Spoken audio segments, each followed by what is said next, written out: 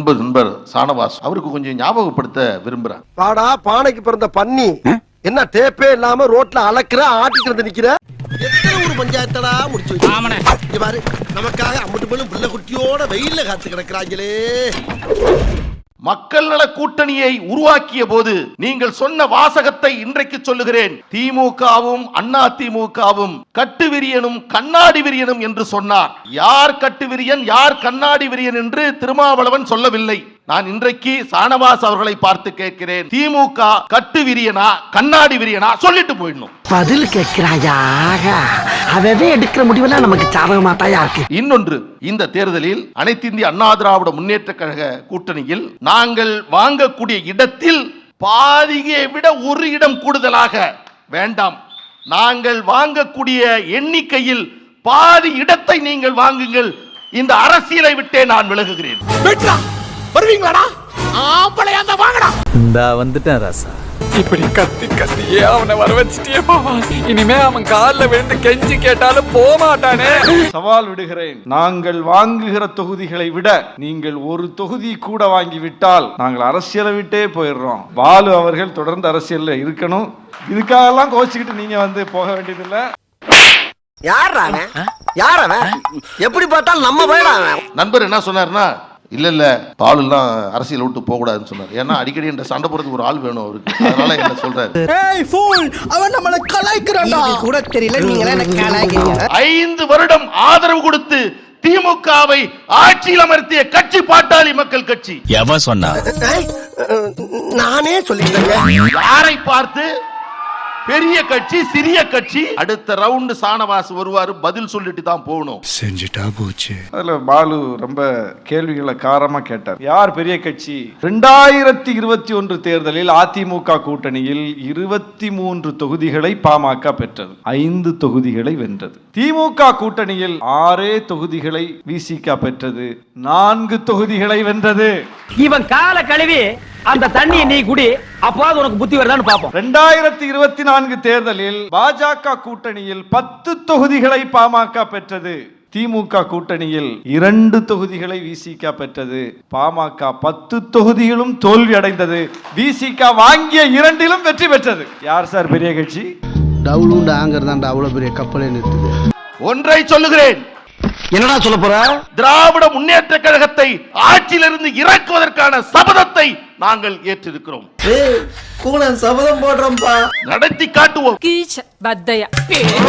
நான் கேட்கிறேன், இந்த நாங்கள் வாங்கக்கூடிய இடத்தில் பாதியை வாங்கவில்லை என்று சொன்னால் அரசியலை விட்டு விலகுகிறேன் என்று நான் சொல்லுகிறேன். தன்மானம் உள்ளவர் சானவாஸ் அவர்கள். பாதியை விட குறைவாக வந்தால் நான் சட்டமன்ற தேர்தலில் போட்டியிட மாட்டேன் என்று சானவாஸ் அறிவிக்க தயாரா? உனக்கு என்னப்பா, நீ பைத்தியம், நீ என்ன வேணாலும் பேசலாம், நாங்க அப்படியா? இதற்கு முன்பாகவே சானவாஸ் அவர்களுக்கு ஒரு கணக்கு தீர்க்க வேண்டியது எனக்கும் அவருக்கும் உண்டு இருந்தது. இது போன்று ஒரு தொலைக்காட்சிக்கு சென்றேன். ஒரு வார்த்தை கூட எனது அன்பு சகோதரர் சானவாஸ் அவர்களை பற்றியோ விடுதலை சிறுத்தை பற்றியோ ஒரு வார்த்தை கூட நான் பேசவில்லை.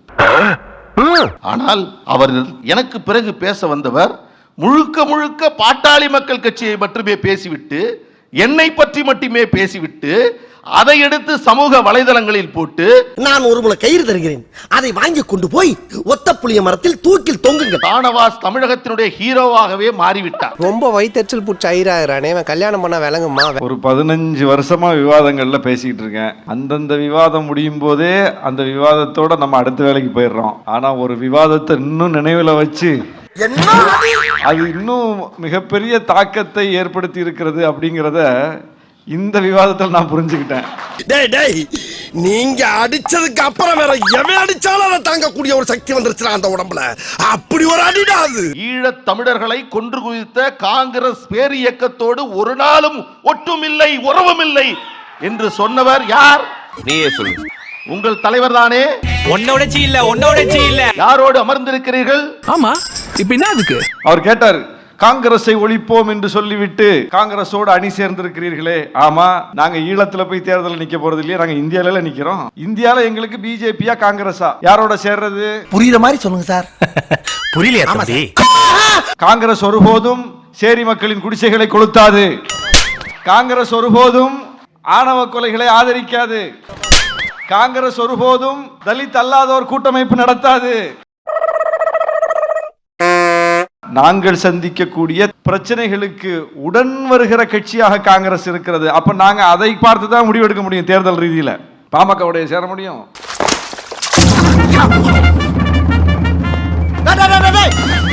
பாமக ரெண்டா உடைஞ்சு ஒரு பிரிவு எங்களோட சேர்றதுக்கு இன்னைக்கு ஆர்வமா இருக்காங்க. எங்கள் தலைவர் சொல்வார், நம் மீது கல்லெறிபவர்கள் ஒரு காலத்தில் நம் மீது பூ எறிவார்கள். இன்னைக்கு அது நடந்துட்டு இருக்கு. நான் சொல்லல, நல்லவங்க போராட்டம் இந்த நாடே பாராட்டும். எந்த மருத்துவர் ஐயா அவர்கள் எங்கள் தலைவரை தனிமைப்படுத்த வேண்டும் என்று அரசியல் ரீதியில் நீ மனுஷனே இல்ல தெரியுமா ஒரு இயக்கத்தை கட்டினாரோ, இன்றைக்கு அதே மருத்துவர் ஐயா அவர்கள் எங்களுக்கும் திருமாவளவனுக்கும் எந்த பிரச்சனையும் இல்லையே என்று சொல்லும் நிலை வந்திருக்கிறது.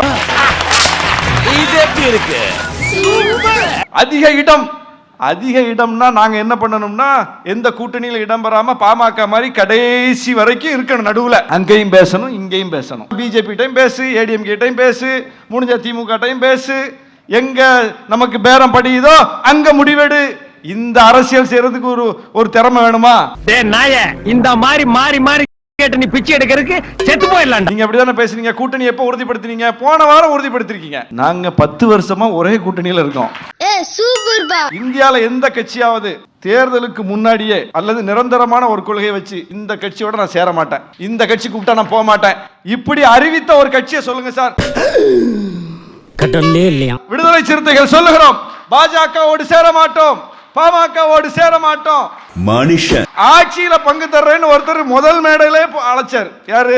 விஜய். அழைச்சு 1.5 வருஷம் ஆச்சு. அப்போ விஜய்கிட்ட போனா 50 இடம் கூட தருவாருங்க. ஆட்சியிலேயே பங்குங்கிறாரு. இப்ப அதிக இடத்தில் போட்டியிட்டால் நான் விலகிக் கொள்கிறேன்னு பாவல் சொன்னாரா? விஜயோட நாங்க போனா 50 இடம் கூட வாங்கலாம். இதுக்காக நான் வெக்கப்பட மாட்டேன், வேதனைப்பட மாட்டேன், துக்கப்பட மாட்டேன், துயரப்பட மாட்டேன்டா.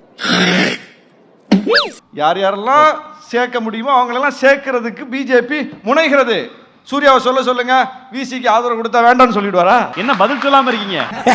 சக்கரையே சக வாங்குறத பாரு. உங்களுக்கு பர்சனலா ஒரு சவால் சொன்னாரு, பாதிலையும் பாதி அதை விட கம்மியா வாங்கிட்டா ஷானவாஸ் எம்எல்ஏவாவது போட்டியிடாம இருப்பாரா? அந்த சவால் விடுறேன்னு சொன்னார். அதைத்தான் நான் சொல்லிட்டு இருக்கேன். இடங்கள் எத்தனை வாங்குகிறோம் என்பது முக்கியம் இல்ல, அந்த இடத்தை யாரிடம் வாங்குகிறோம் என்பது முக்கியம். அந்த இடத்தில் எத்தனை வெற்றி பெறுகிறோம் என்பது முக்கியம். இவ மூத்திரத்தை குடி, அப்ப கூட உனக்கு புத்தி வராது. பாமக பாஜக எந்த கூட்டணியில இருக்காங்களோ அந்த கூட்டணியில இடம்பெற மாட்டோம்னு உறுதியா சொல்லிட்டீங்க. ராமதாஸ் ஐயா வந்தா இடம்பெறுவீங்களா மாட்டீங்களா? அவங்க குடும்ப ரீதியில் பிளவுபட்டிருக்கிறாங்க. கொள்கை ரீதியில் பிளவு ஏற்பட்டால்தான் இவர் வைக்கிற கொள்கை தவறு, இவர் வைக்கிற கொள்கை நமக்கு உடன்பாடா இருக்கு, என்னால இவ கூட சேர்ந்துக்கலாம் அப்படிங்கிற முடிவுக்கு நாங்க வர முடியும். அவங்களுக்குள்ள ஏதோ பஞ்சாயத்து, அதை கூட அவங்க சரி பண்ணி சேர்ந்துடணும்னு நாங்க சொல்றோம். எங்க கூட சேர்ந்துடணும் சொல்லல, அவங்க சேர்ந்துடணும்னு சொல்றோம். எங்களுடைய நல்லெண்ணத்தை தான் நாங்க வெளிப்படுத்தி இருக்கமே தவிர எங்களுடைய காழ்ப்பையோ வன்மத்தையோ நாங்க வெளிப்படுத்தல. படிச்சவன் தான். கட்சிகளை உடைப்பது பாரதிய ஜனதா கட்சி என்று சொல்லுகிறார். ஆனால் பாட்டாளி மக்கள் கட்சியை உடைத்தது திராவிட முன்னேற்ற கழகம். அவர்கள் விரித்த வலையில் எங்கள் மருத்துவர் ஐயா அவர்களை சில பேர் உழவைத்திருக்கிறார். அடிப்படையில என்ன சொல்றேன், முடிச்சிடறேன் இதோட. தள்ளி கிழிச்ச. ஏற்கனவே 10 ஆண்டுகளுக்கு முன்பே அன்புமணி எங்க கூட்டணியில் தான் இருந்தாரு. 10 வருஷத்துக்கு முன்னாடியே இருந்தாரு. கேஸ் எப்பத்துல இருந்தே இருக்கு. அதை பாருங்க. ஒரு வழக்குன்னா விசாரணை நடக்கணும், நல்லதோ கெட்டதோ தீர்ப்பு வரணும்லாங்க. அதான வழக்கு. அதானே உலக வழக்கம். 2G வழக்குல தீர்ப்பு வந்துருச்சு. ஆனால் அன்புமணி வழக்கில் தீர்ப்பு வரவில்லை.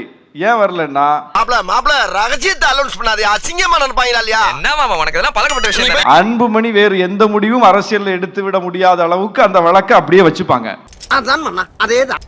பாஜகவுக்கு எப்போதெல்லாம் அன்புமணி தேவைப்படுகிறார்களோ அப்போதெல்லாம் அதை காட்டித்தான் அந்த பணியை வைக்கும் முயற்சியை செய்வார்கள். ஏயா கத்துற? நாயை விட நீ கத்துற என்ன போட்டு விட்டு போயிருக்கு. நாங்கள் அமைத்திருக்கக்கூடிய கூட்டணி என்பது எங்கள் மருத்துவர் ஐயா அவருடைய விருப்பத்தின் அடிப்படையில் உருவாக்கப்பட்ட கூட்டணி.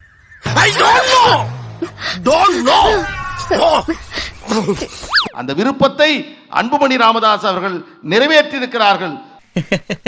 I know. What, yeah? I know. I am your best friend.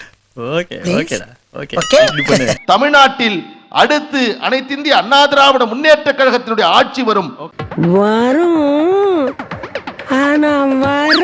தனி பெரும்பான்மையுடன் அதிமுக ஆட்சி அமைக்கும்.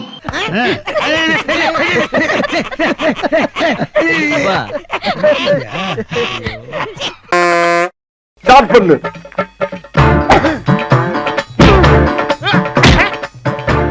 இங்கிட்டு வா. அப்படியா அப்படியா. பிடைக்கலடி மண்டல மட்டும் அடிச்சிடாத குலக்கேசல் உள்ள போயிருவேன். சரியா? உங்க வீட்டு பிள்ளையா நினைச்சு எல்லாரும் என்னை மன்னிச்சிருக்க.